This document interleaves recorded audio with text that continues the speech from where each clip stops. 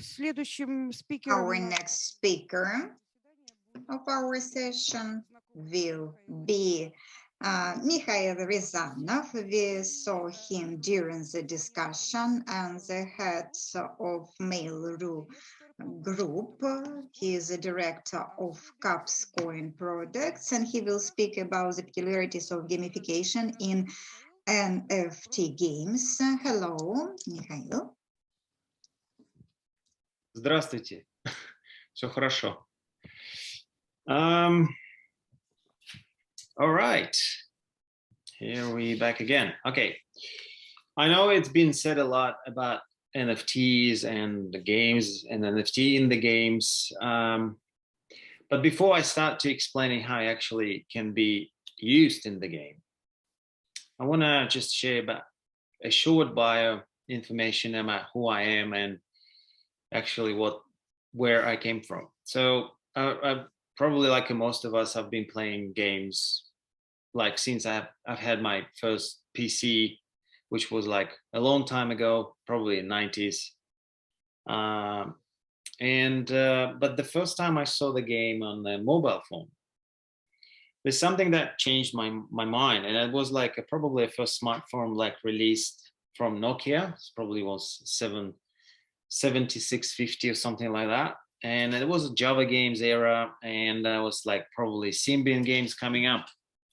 Anyway, so I thought that it's good like actually to create my own game, and I start looking in that kind of direction. And I've been working with lots of companies as a probably game designer, and then as a lead designer, and then as a eventually ended up in driving and leading the mobile game publishing in Mail.ru, and nowadays they've got the like international brand. It's called my.com, and I really like to share my experience and knowledge just to guide you through to success in the massively growing trend, which called NFT gaming, and or you can say crypto games.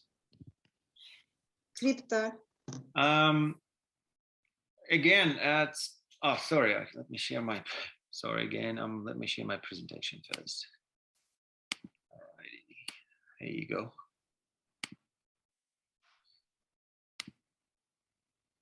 Okay. And again, it's been a lot said, but I want to just make some really good points on that. We need to know that, and we have to keep in mind that it's a non-fungible token.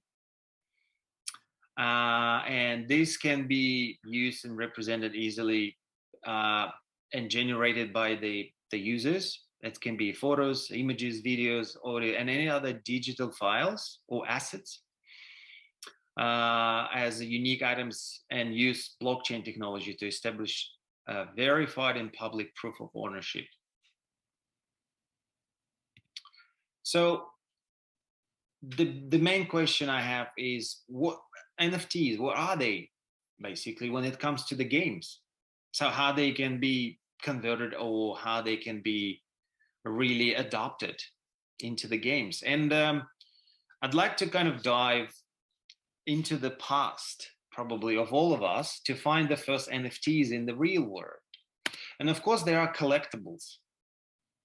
It's something that you can actually touch, own, and hold, store, save. And you're probably right to say, yeah, I remember them. They are probably bottle caps I've been collecting for a while when I was a kid, or it probably can be some caps, maybe, you know, like pogs, you know, like you're collecting those stuff, and sometimes you actually can play with it. And of course, you can't go without it, sports cards. These are all collectibles in our real world, and they still exist. And when I've been doing this and preparing this presentation, I actually found this on eBay. So just probably a few hours ago, so someone's selling this sports card of NBA for $500,000 Australian dollars. So the potential are really big, and I would say that it's huge.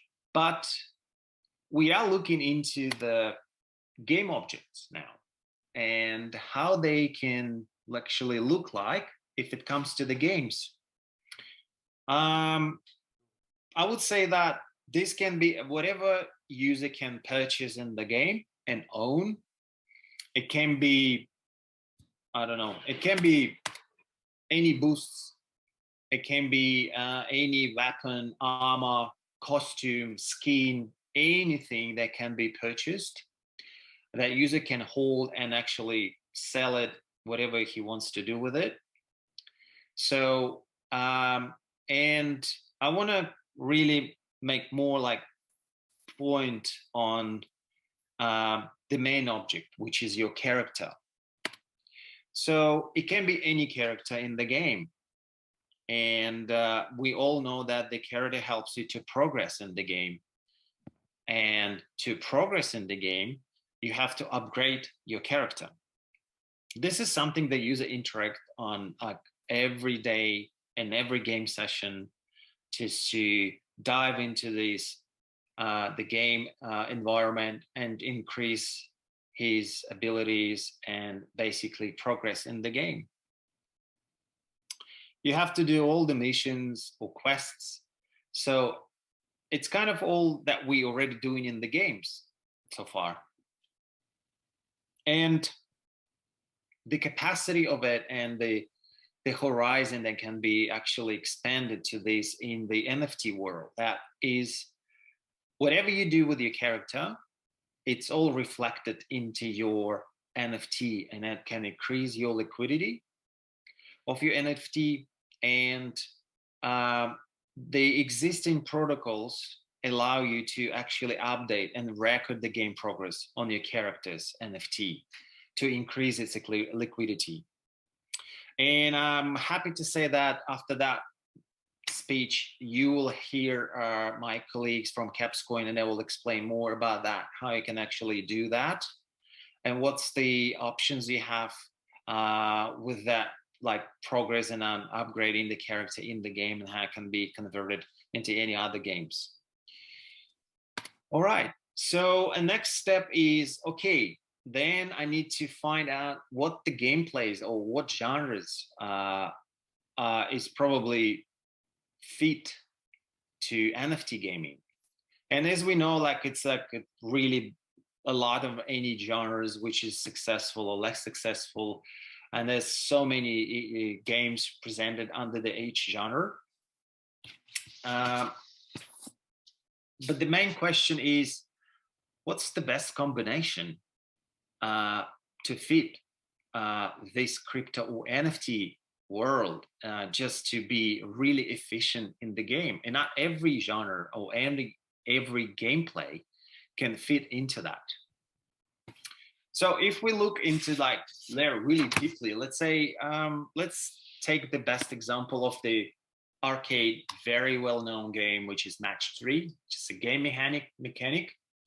And let's just break it in part and say, all right, so what do we have here in this kind of game?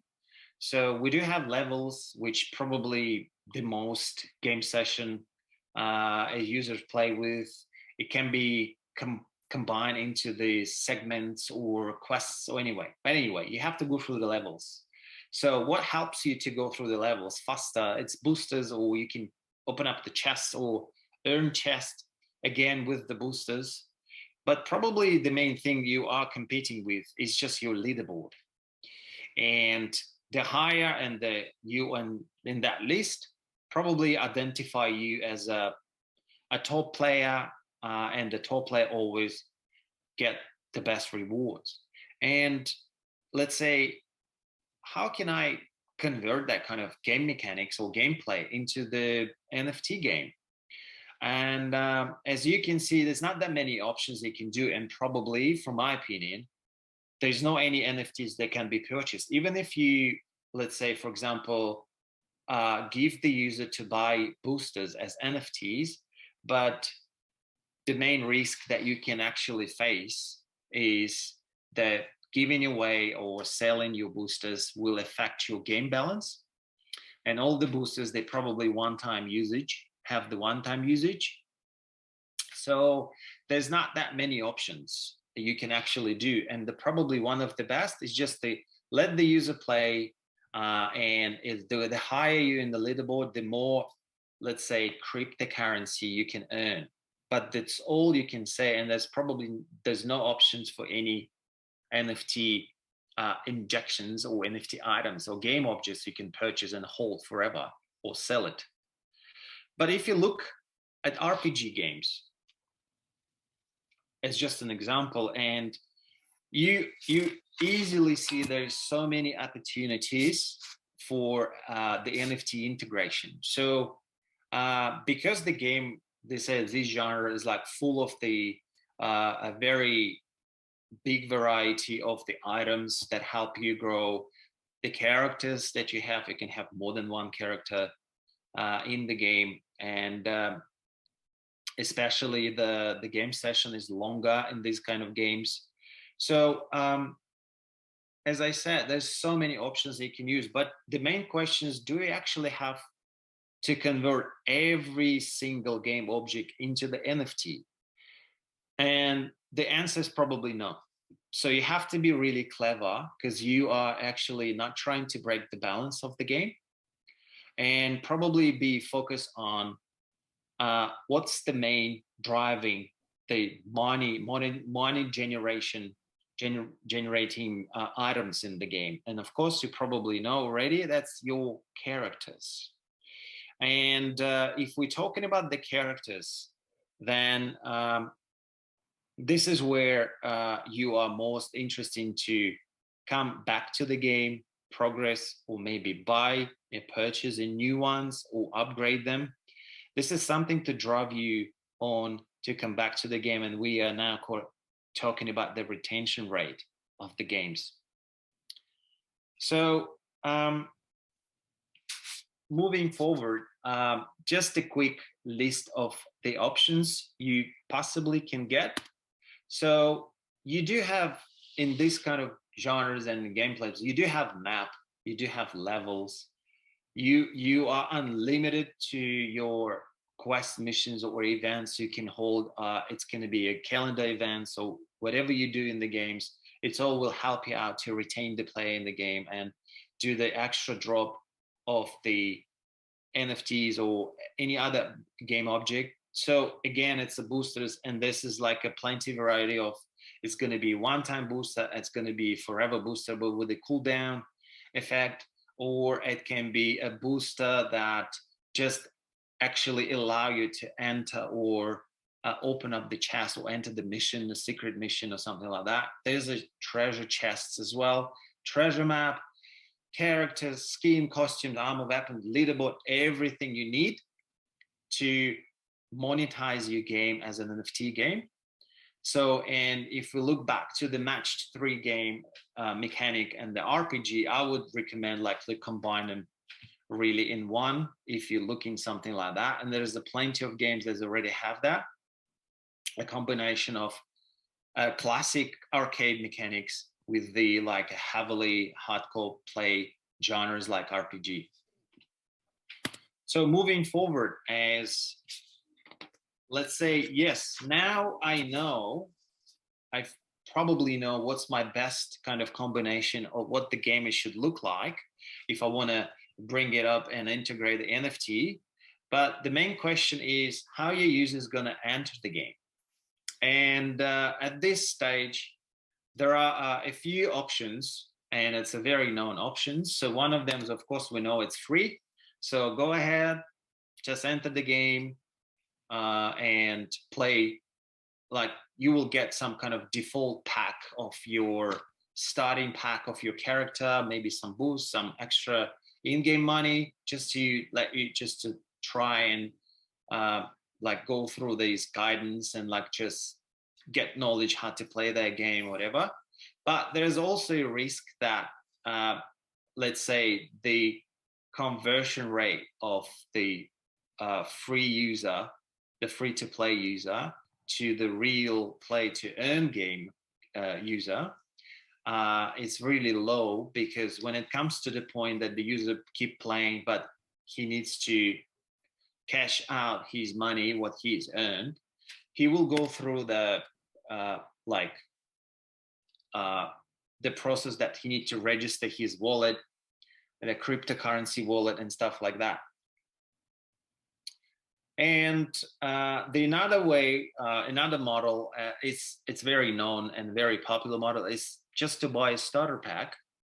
Why you need to buy a starter pack?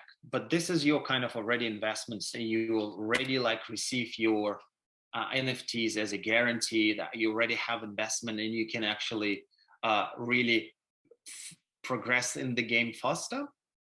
So it may include anything. It may include like your character or a bunch of the characters. It may include some very, very good bonuses or very good boosters, some extra money on top of it. So, and if you are planning to do that, to actually create a game or transform your existing game, so you already know that there can be different levels of the starter packs, different price, everything, just to provide the depth of your game and the option can use it, can invest. So just to give an example, the starter pack can cost you $10,000 or $1,000 or $500. But it's all you're not paying just to enter the game. You're already buying some assets, and that's going to be your NFT. Another model is, okay, I have my own NFTs already in hands. I don't know, I purchased it somewhere else and they just laying down on my dusty shelf, and I want to just give them a second life. So, and this is also an option. So maybe it's not an option on every single game in the market at the moment, but you can do this. You can, let's say, this is just an example how you actually can transform or convert your, let's say, NFT. If you have, let's say, an image as an NFT, but you want to play the game, there's a very good project which is CapsCoin, and these guys allow you to actually use any NFT just to enter on the platform and play whatever games you want to on that platform. So, and that's the way you can actually give your second life to NFT and actually increase liquidity by playing games, because whatever you do in the games, it's going to be updated, recorded on your NFT in the blockchain using the smart contract, and whatever you do and how long you do this and the success of you doing this. So it will be recorded, and this will increase your liquidity of your existing NFT. Yes, and it's called caps it. And there's an option to uncaps it and do whatever you want outside of this platform as well. But I'm pretty sure that the next speech is going to explain more in more detail how you can do that. And next thing is a marketplace. You cannot have your project or game without marketplace. And the marketplaces can be different. So marketplace can be in your game and dedicated to your game or the entire platform of the games, or marketplaces can be outside your platform. It can be any marketplace. So usually when you're releasing game or games, so you want actually to retain the player and communicate to the other players and create the community around your marketplace.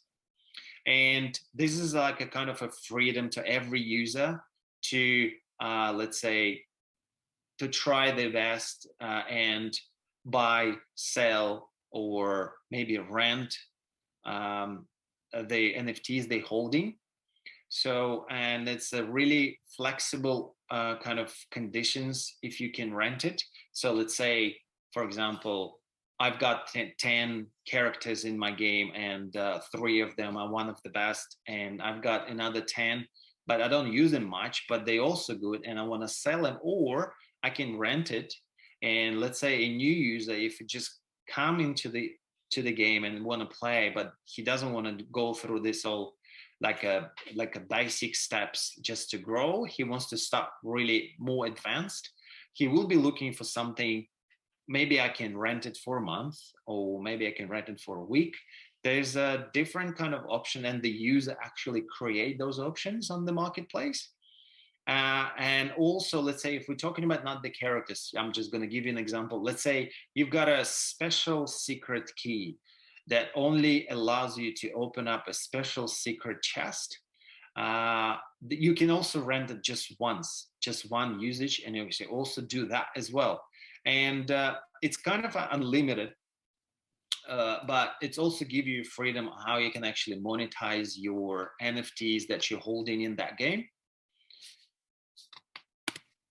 All right. One of the important things, like, what are the business models here? And I am a user. I like to play games. So as you probably already heard, this is like a play to earn model, and someone call it like play and earn. This is the model that you actually, whatever you do in the game, it's all reflected and you all collectible for you. So let's say everything you do, whatever prizes or rewards you get, so they can be easily cashed out. So you can actually convert it to the real money and actually be successful in that. And there are countries that it's so popular that it's like an Asia Pacific region, and people just stop working on their jobs. They just quit jobs and they're just doing that because it's a really good money for them, and they can easily do that and earn money. All right, and yes, the more you play, the more you get, and the more successful you're in the games, you increase your liquidity of your existing NFTs, and you can interact with any other games as well. But what if you are a game developer and you have a game and you just need some tune up or tweaks just to make it a bit more successful in the, let's say, NFT or crypto world? And this is where we're saying that this is probably a well-known business model as a revenue share. So let's say if you're looking into the enter to the market, but you just have a game and you don't have like that really too much budget like to invest in the game or promote the game. So you come to the publisher or the platform holders, and they will provide you with the advisory and the help in terms of producing how to make the game more efficient, how the best transformation, and what's the best combination to convert it into the NFT game. And that's it. That's you working in this collaboration, and you release the game on the platform and you just get your revenues. But if you look at the, let's say, a standalone guys and some other representative from a digital space, I'm an artist, but I can draw. I know how to draw, and I like it, and I want to create more stuff. And then how can I be actually fit to the gaming? And the answer is simple. So you can create the game objects. You can create costumes, skins. You can even create a music or soundtracks. So you can do lots of stuff that really are really similar what the Hollywood movies do. So it's everything that can be visible and sensible. So, and this is where you can get additional royalties from it. So it's a really unlimited option, but it needs to go through the producers that can actually guide you through. Let's say, just to give you a quick example, so you want to create a character. It can be anything. It can be cat, mouse.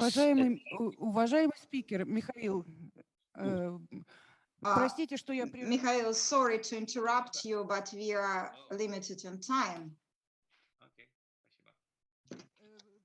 Нет, вы закончите, конечно, свою мысль. So finish your presentation, please, but unfortunately, we don't have much time for this.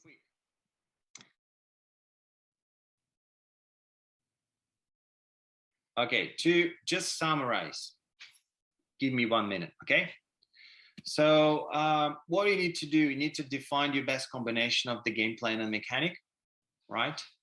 The next thing you have to do, you have to make sure what NFTs are good for your game. So what kind of NFTs and what are they? And next thing, you need to start building your community before release. So you need to increase the hype. You need to get the awareness of what you're doing. And this is the biggest push you have to do without even having the game released. And for your roadmap and whatever you're going to release after that, so it should be really gradually planned. So you don't have to have like a full game released with all the features in. It should be like a really slowly, gradually releases. And of course, you have to keep an eye on the balance. You have to know that whatever you do in the game, whatever you release, it will be reflected on your balance of your gameplay. Thank you. Спасибо.